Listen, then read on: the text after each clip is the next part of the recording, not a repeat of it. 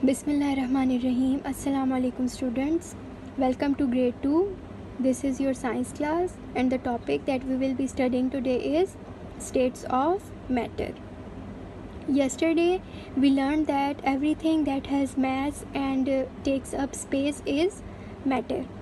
Today we will see what are the different states of matter.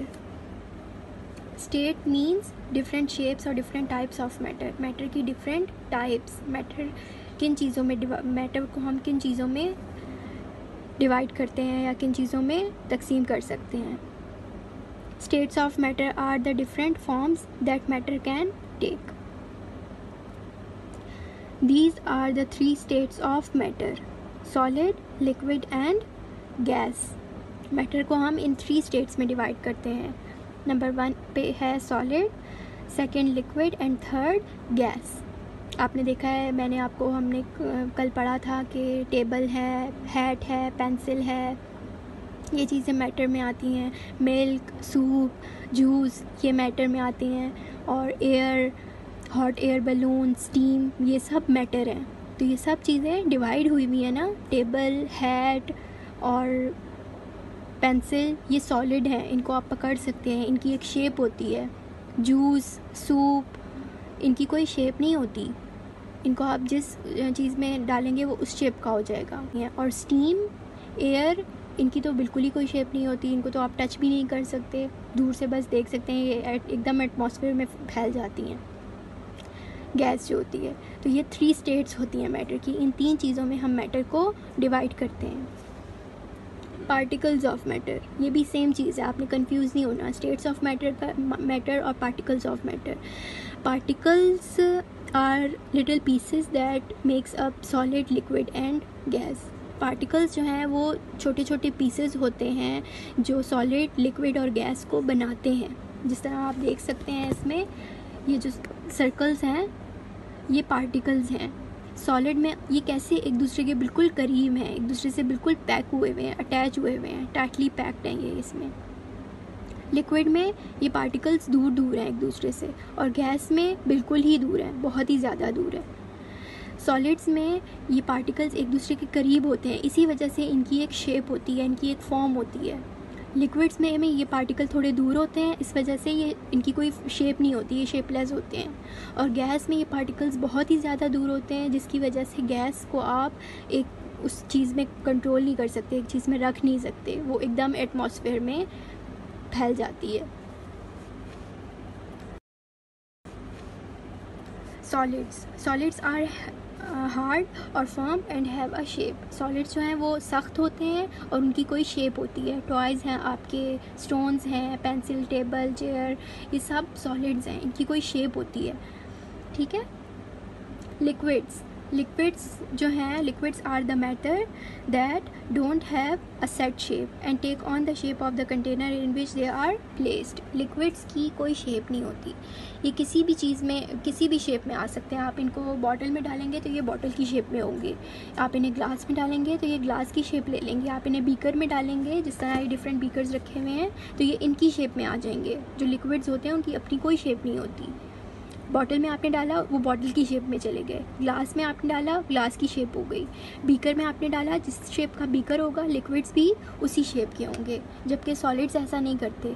Pencil को आप glass में डालें तो क्या वो ग्लास की शेप की हो जाएगी? नहीं. स्टोन को आप डालें बीकर में या बॉटल में तो क्या वो बॉटल की शेप में आ जाएगा? नहीं. क्यों? क्योंकि उनके जो पार्टिकल्स हैं वो आपस में इतने ज़्यादा पैक्ड होते हैं कि वो अपनी शेप को चेंज नहीं करते, वो सॉलिड रहते हैं, सख्त रहते हैं. लिक्विड्स इस तरह होते हैं क्योंकि उनके पार्टिकल्स एक दूसरे से थोड़े फासले पर होते हैं और आप उनको जिस भी चीज़ में डालेंगे वो उसी शेप में आ जाते हैं, उनकी कोई शेप नहीं होती. Gases don't have a shape either. Gas can flow and they spread out quickly. Gas जो है इसकी भी कोई शेप नहीं होती. गैस को आप अगर खुला छोड़ दें तो एकदम हवा में फैल जाती है. गाड़ी से निकल रहा होता है, जो धुआं निकल रहा होता है, आपने देखा है, क्या वो उसी लाइन में चल रहा होता है? जिस पाइप से वो धुआं निकल रहा होता है क्या वो उसी लाइन में सीधा सीधा चल रहा होता है? नहीं. जैसे जैसे गाड़ी से धुआं निकल जाता है एकदम वो एटमॉस्फेयर में फैल जाता है, गायब हो जाता है. If it is in an unsealed container it escapes.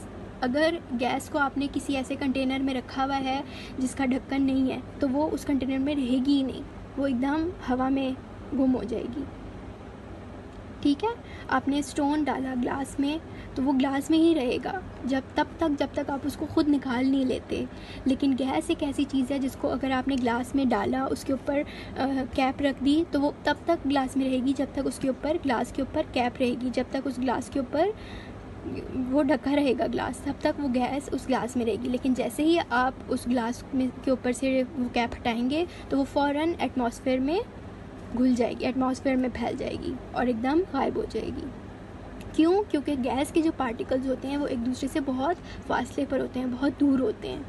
इस वजह से गैस एकदम एटमॉस्फेयर में फैल जाती है, उसका पता ही नहीं लगता। And you can not touch it, और आप गैस को टच भी नहीं कर सकते। आप लिक्विड्स को टच कर सकते हैं, आप सॉलिड्स को टच कर सकते हैं, लेकिन आप गैसेस को टच नहीं कर सकते। लिखा हुआ है ऊपर सॉलिड, लिक्विड एंड गैस। एक कॉलम में सॉलिड लिखा हुआ है, एक कॉलम में लिक्विड एंड एक कॉलम में गैस।